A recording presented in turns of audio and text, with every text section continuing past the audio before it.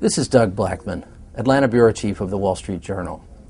In an interview at his home in Plains, Georgia, former President Jimmy Carter stopped short of endorsing any of the candidates for the Democratic nomination for president, but he lavished praise on Illinois Senator Barack Obama. I'd be remiss if I didn't bring up the presidential campaign while I was here.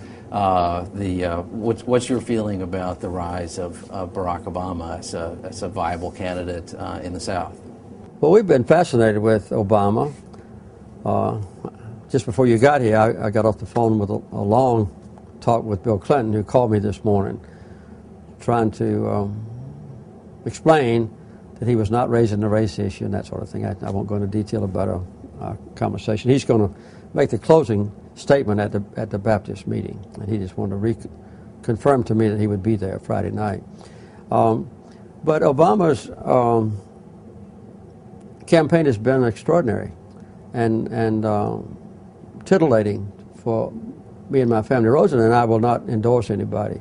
We've never have since we left the White House. But we have 4 children with their spouses. We have 11 grandchildren. 4 or 5 of them are married. And all of them except one are for Obama. Our youngest son has been supporting John Edwards. I think that Obama will be almost automatically a healing factor in the animosity now and the distrust that relates to our country and its government. Is Obama somebody who could actually carry some southern states? Well, he's carried one already. Yeah, right. No, but I mean in the general election. I mean in the, against a Republican. Do you think that's? I think so. It's maybe presumptuous to even guess now, but I would guess he could.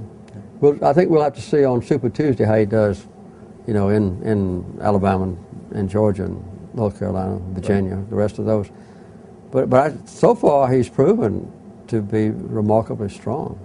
As for the conversation between the two former chief executives, President Carter said that his only advice for President Clinton was that he hoped the controversy over race in the campaign would soon die down.